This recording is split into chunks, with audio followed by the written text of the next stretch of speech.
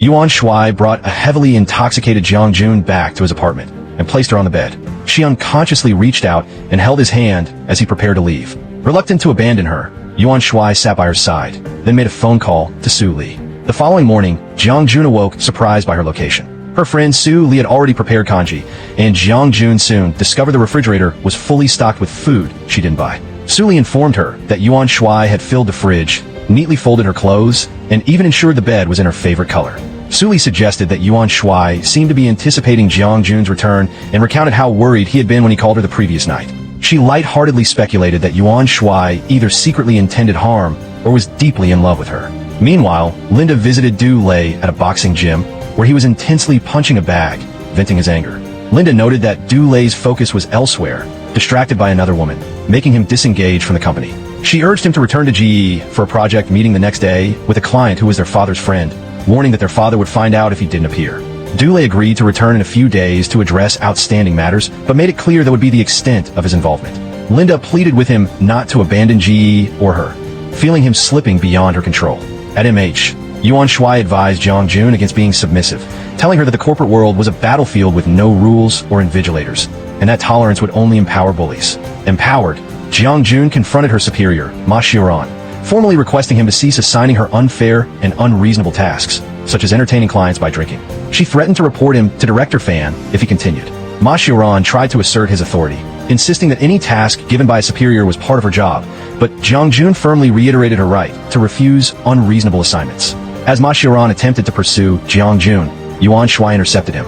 Yuan Shui, smelling Ma Xiuran's foul odor perfume, questioned if it was a new fragrance from the famous Milan designer Armar, then subtly hinted at Ma Xiuran's involvement in the delisting of Ganjing Pharmaceuticals as a cheating stock from the Hong Kong Stock Exchange. When Ma Xiuran denied any wrongdoing, Yuan Shui produced a photo of him in women's clothing, stating he used special means to get to his current position at MH. Yuan Shui warned Ma Xiuran to stop his dirty tricks, or the photo might be leaked, advising him to behave. Later, Jiang Jun found Yuan Shui in the park.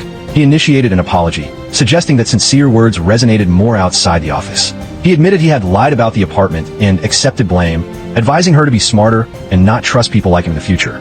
Jiang Jun thanked him, forgiving him because he had saved her, but firmly requested that he never lie to her again. Du Lei arranged another meeting with Jiang Jun at the fragrance blending room. Using the excuse of returning a perfume she had blended herself, Jiang Jun was impressed by the scent and her own skill. They chatted pleasantly, and Du Lei assured her that she should always contact him first if she ever found herself in trouble again, which she dismissed, stating she was no longer a pushover. Jiang Jun inquired about his current activities. He mentioned he was lecturing and exploring investments, asking her for project recommendations. As Du Lei drove her home, Jiang Jun directed him, revealing she had moved. He seized the opportunity to inquire about her relationship with Yuan Shui, asking how she got home from the business dinner the previous night. Jiang Jun explained Yuan Shui, her leader, had picked her up to help her.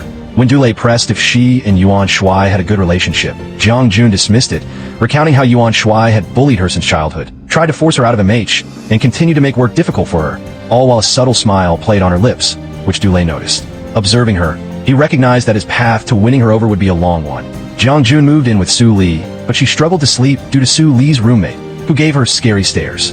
Su Li urged her not to give in to evil forces and to protect her dignity by not moving back to Yuan Shui's apartment. However, Jiang Jun, plagued by dark circle from lack of sleep, realized she preferred Yuan Shui's investment banking backyard. She decided not to let ego hinder her comfort. The next day at work, looking exhausted, Jiang Jun attempted to ask Yuan Shui about the availability of Unit 702, but Xiao Na interrupted. Xiao Na openly criticized Jiang Jun's pale face, dark circles, and wrinkled, cheap-looking clothes, before sending her back to work on a prospectus. Xiao Na then followed Yuan Shui to his office, where they discussed Qianxin Technology's system patent being targeted by larger companies. Yuan Shui affirmed his commitment to protecting the company he had chosen. Xiao Na then tried to invite him to dinner, but he politely declined, stating he had personal things to take care of. After Xiao Na left, Yuan Shui, who had noticed Jiang Jun lingering outside his office, looked out the window, observing her. As the workday ended, Jiang Jun, still unable to find the right moment to speak, waited until Yuan Shui was leaving and then awkwardly offered to treat him to rice noodles. At the restaurant, Jiang Jun was overly attentive, offering him various condiments. Yuan Shui, already suspecting her intentions, asked what she had wanted to discuss earlier.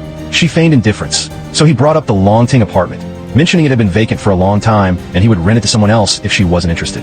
Jiang Jun quickly interjected, mentioning that the fridge was full of stuff, and then, shifting her tone, suggested it was the off-season, making it hard to find a new tenant, implying she could help him out.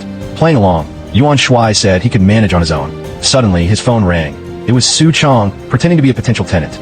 Miss Liu, eager to transfer the rent immediately. Jiang Jun, flustered, stood up and stopped Yuan Shuai, announcing that she had thought it over and found the apartment cost-efficient and wished to rent it again. Yuan Shuai feigned concern about her happy life, but Jiang Jun insisted she had none. He then agreed to let her cut in line, but hinted at raising the price. Jiang Jun accused him of price gouging and taking advantage of a poor employee. Yuan Shuai then relented, agreeing to the previous price, but Jiang Jun insisted on paying the market price, not wanting to take advantage of him. Finally, Yuan Shuai conceded, admitting he just wanted her to move back, then grumbled about the trouble her return would cause. He asked when she would move, and she replied, in these couple of days. He pretended to call Miss Liu to cancel, and Jiang Jun rushed off to pack her belongings. Meanwhile, Li Xiaochuan's software beta test was a success, and he excitedly embraced Su Li, who, for the first time, felt shy around him. Su Li offered to be the first user, but Xiaochuan revealed he had already claimed that spot. She then suggested promoting the app to her model group and fans for wider adoption. But Xiaochuan explained that his server was currently too small to handle a large number of users. He then called Yuan Shuai to share the surprise and seek his assessment of the project's investment value. Simultaneously, Su Li called Jiang Jun, and upon hearing Yuan Shuai's voice in the background, she deduced Jiang Jun had moved back.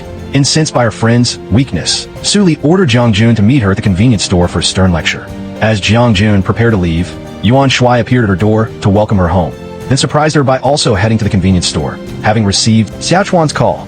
If you love the story, subscribe for the next episode.